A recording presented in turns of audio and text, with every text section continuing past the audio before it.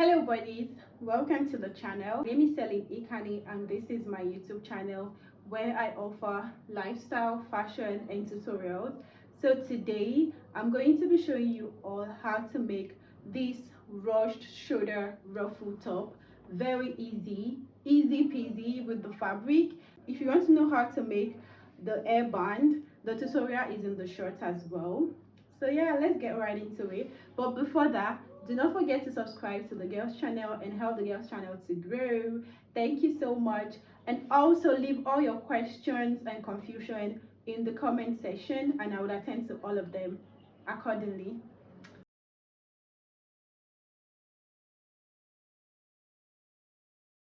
So let's get started, and we're going to be starting from the shoulder line, which is also known as the start line.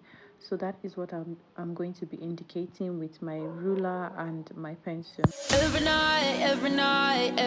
to get the other points, we're going to be starting from the shoulder line and we're going to be getting bust point, under bust, waistline, and then the full length of the top. So that is what I will be indicating right now, and I will be indicating all the points starting from the shoulder line. After that, I'm going to move towards the middle part of the pattern paper to also indicate it, so I can make a very straight line across. Exactly as shown, still trying to indicate the points like I said earlier, the bust, under bust, waist and full length. Using my meter rule, I'm going to be connecting all points together in a straight line, and I'm using the marker so it can be more visible. So this is what we have after that, and I'm going to be labeling it the bust point, under bust, waist, and then the full length of the top. That is what we have clearly written here, so we can easily identify them. So now we're going to be going back to the start line, which is also the shoulder line. So on the start line, we're going to be starting all other measurements from there. So around the neck area, I'm going to be going in for the neck width by 3.5 inches. That is standard. And for the neck depth, I'll be doing 3 inches because we want a round neck for the top. As shown in the thumbnail, it's a round neck, so we're getting the round neck. So I'm going to be using my pattern master to cover out the neck exactly as shown. Then after that, I'm going to be dividing my shoulder measurement by 2 inches. My shoulder measurement is around 17 inches. Divided by 2, we have 8.5. From the shoulder point, I'm going to be adding my sleeve measurement because this is a cut together top. The sleeve and the neck is both cut together. So from the point of indication of my shoulder, that is the division of my shoulder by 2, the indication, I'm going to be adding my sleeve measurement from there, and it is by choice. I'm adding about 13 inches so I can have plenty ruffles. So that is what I have done right now, and we're going to be moving forward. So I'm just increasing the lines because I've already increased the shoulder line and I would need it to align a bit with the down. So at that point of indication, I'm going to be coming down by 1 inch for our shoulder slope. That is what I would be connecting back to the neck line. Every night are we paradise seems so far away. Still try. After that, we're going to be working on the sleeve. That's the wideness of the sleeve, and I'm going to be using my bust point as to determine the wideness of the sleeve. That is about 9 inches, connecting right from the shoulder slope down to the bust point, which is about 9 inches. From the shoulder slope to the bust point right now is about 9 inches. So that it would be the wideness of the sleeve. You can increase it, you can reduce it.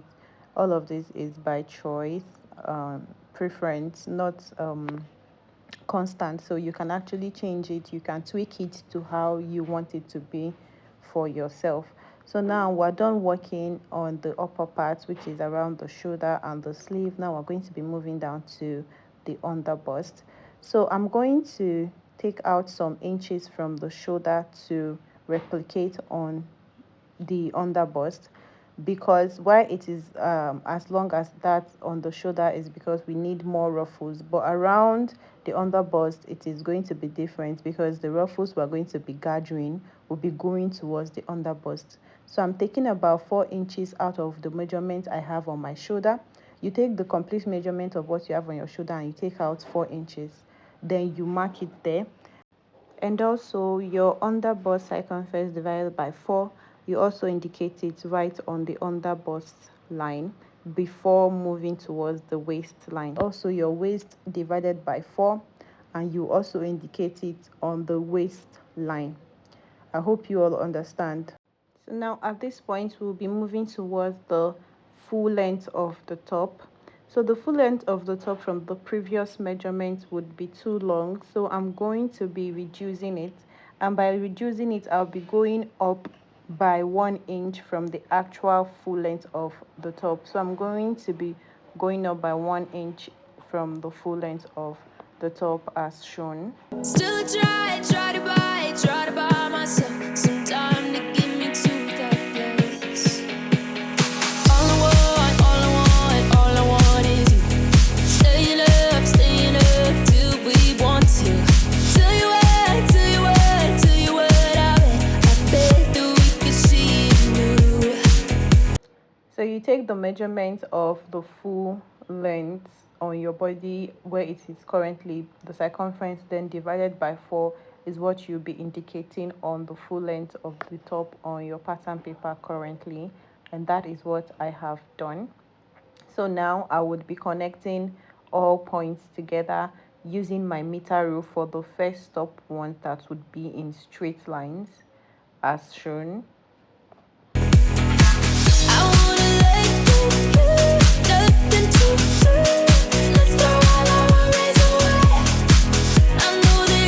And then for the down part I'll be using a little bit of curve, using also my pattern master to give it a little bit of curve. It's of choice anyway. If you don't want it curved, you can decide to do it straight, but for me I want it to be curved around that point. Now I'm going to be connecting around the armhole, and I'm using also my pattern master in a curve. You can see the way it is being placed. That is how I'm going to use it to create my armhole around that area. So I'm going to connect the points we indicated there earlier back to the sleeve line. That is it.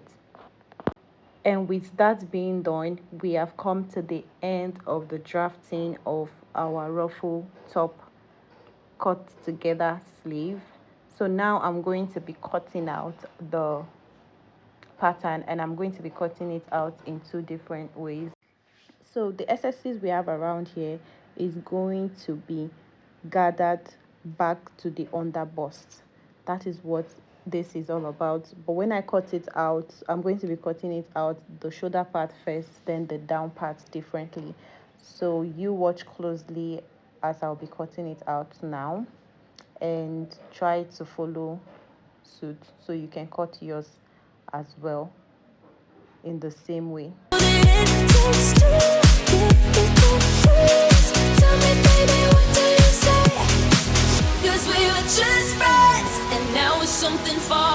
So this is what we have after cutting the pattern. We have the upper part and the down part, and I'm going to be using this to also cut the back, but we're not going to be cutting it on the paper because the only difference from what we need in the back is just the neckline, which is going to be going up a little bit, so we'll cut that on the fabric. So now working on the down parts, I would have done this earlier, but then I forgot. So now I'm going to be doing it to give it a little bit of curve around the down part, so it will not just be straight. I'll be going up by ½ inch around that side of the down. Then I'll use my curve rule, which is my pattern master, to curve it back slightly into the center part of the down part. So that is what I'm doing. You can do it before cutting it out. It skipped me earlier, so I'm currently doing it now, so I do not just go in with it straight. So I'm going to cut out that part that I have already marked. So yeah, that is what is being needed. because this slight curve also makes a difference. Now, working with the fabric, this is what we'll be using. It's a very stretchy fabric and it's stretchy on both ends. So with this fabric, there will be no need for a zip at the back. So I'm going to be cutting the front part first. Then I will do the same pattern to cut for the back, but then in a different way.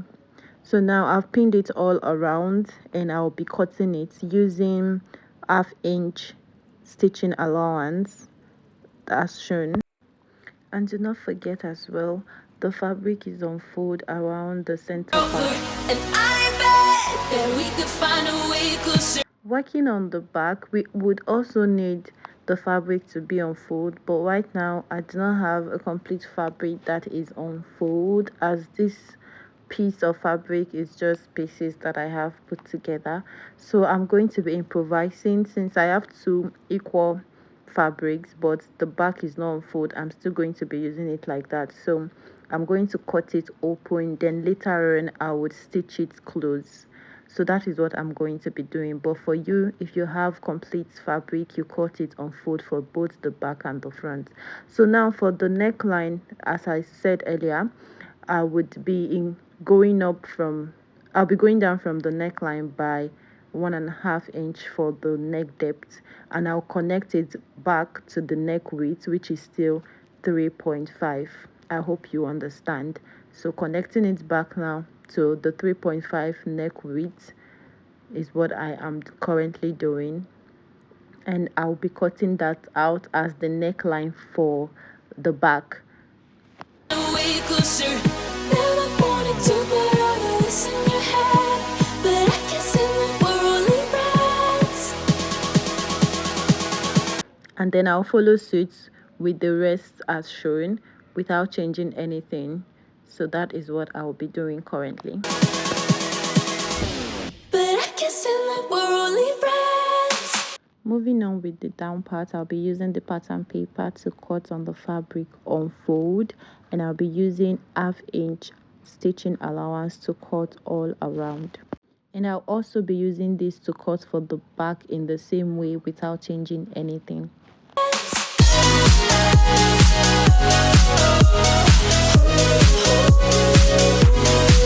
Moving on, we're done with cutting. Now we're going to be stitching the back, which was supposed to be on fold but it's open. We're going to be stitching it close. So now I've done that using my serger or overlocker to overlock the place. So this is what we have, and it gives it a nice and neat finish. So this is the neckline we have now. I also ran some loose stitches that I'll be using for the gathers around the underbust. I earlier stated the excesses would be gathered to the underbust, so I've done that on both the back and the front piece. So I'll be gathering that right now. So that is what I'll be working on. So I'll use one strand of the thread to drag and gather the fabrics as shown.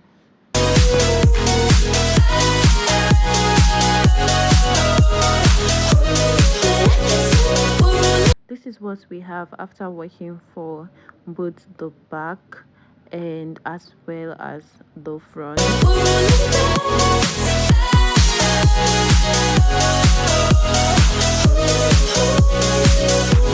Moving forward, we'll be cutting facing for the neckline of both the front and the back. For now, we're cutting for the front, so you fold it back this way. Using the leftover pieces that we have from earlier, you put it in a fold and then you place the neckline on it this way, and then you would cut out the desired amount of the facing you want. For me, I just want it to be in about 1.5 inch in wideness, so that is what I'll be cutting. But I'll cut around the neckline exactly as the neckline of the top, so you cut that out, and also the shoulder parts, but I would be reducing around the shoulder part with about the 1.5 inch of wideness that I want, and that is what I'll be cutting exactly as shown.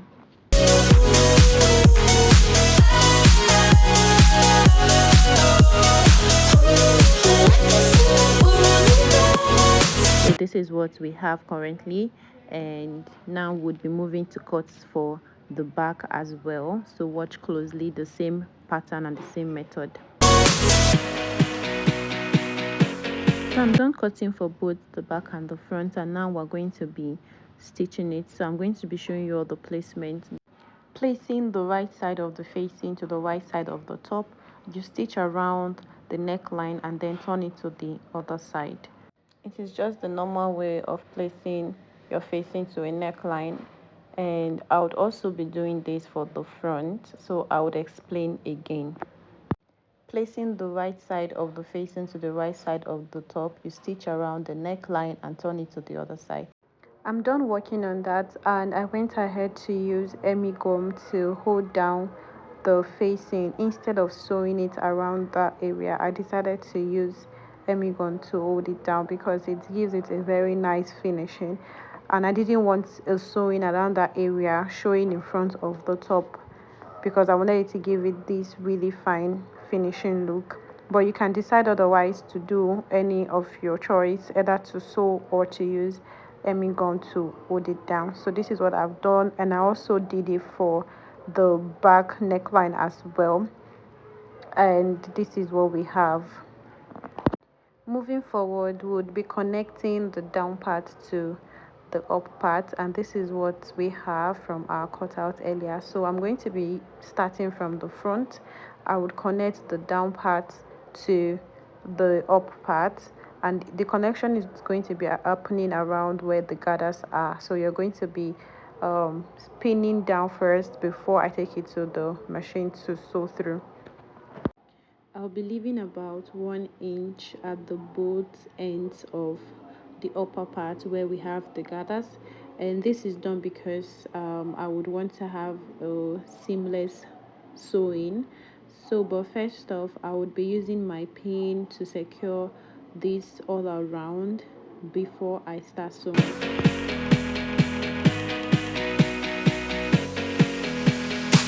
I just want you under the lights. I just want you when it's my time. I just want you breaking my stride. I just want you. So this is what it will look like after stitching. Now I just finished pinning, and I'll be taking it to the machine to do the stitching. But first off, I would also pin the back as well, same way. So this is the back, and I'm going to be running the stitches around this area with about half an inch.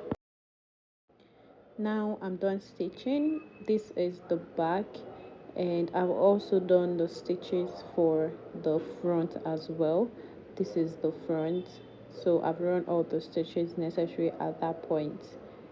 It's already coming together, and it's giving what it's supposed to give even at this point. So let's move forward. I'm going to be connecting the shoulders together, and I'll be placing the right sides to right sides together, and then using the pin to secure it together before I run the stitches. And I'll be running stitches with about half an inch on both shoulders as shown.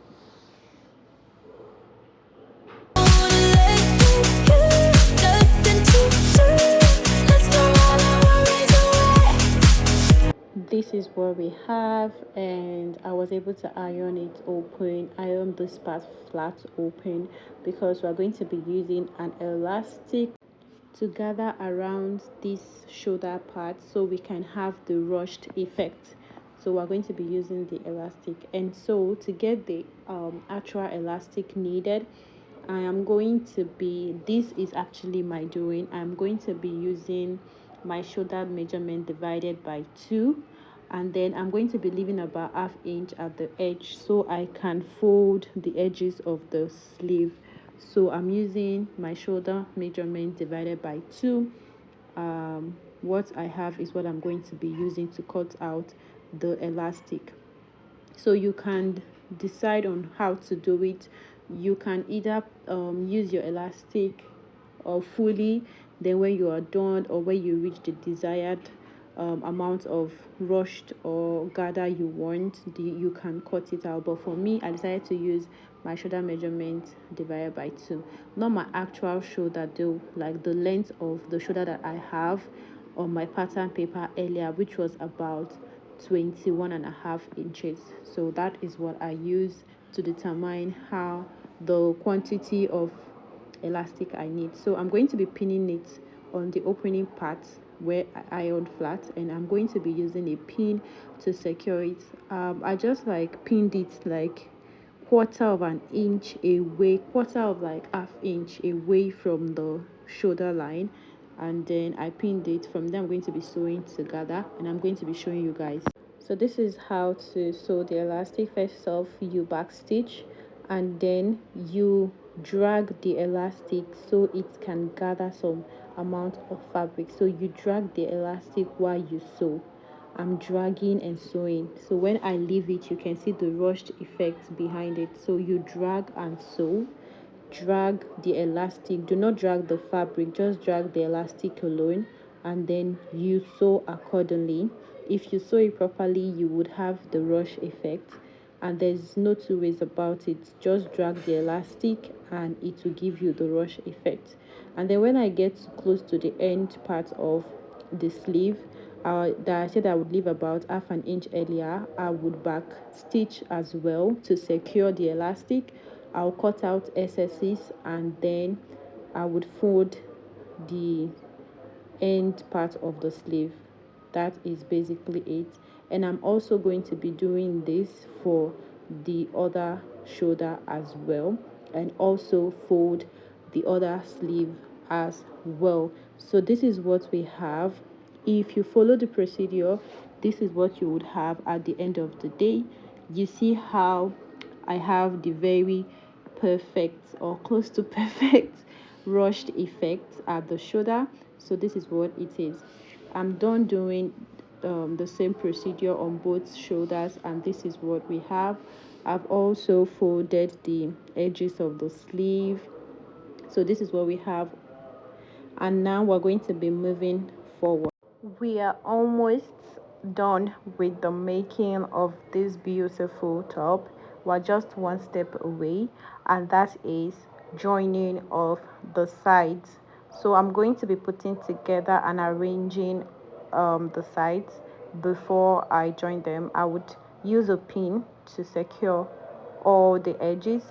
Then I'm going to be using about 1 inch or 1.5 inch, depending on how stretchy, because the fabric is a very stretchy one. So I'm going to be using 1.5 inch to hold it down. So that is what I'm doing. But first off, I'm using the pin to secure the sides, and our top is ready. I told you this is easy peasy way of making this rushed shoulder top, and this is what we've gotten. Thank you so much for watching. If you made it all the way here, thank you. Please do not leave without subscribing to the channel, like, share your comment, and also share the video to people that would really need it and appreciate it. Thank you so much, and see you in the next. Bye.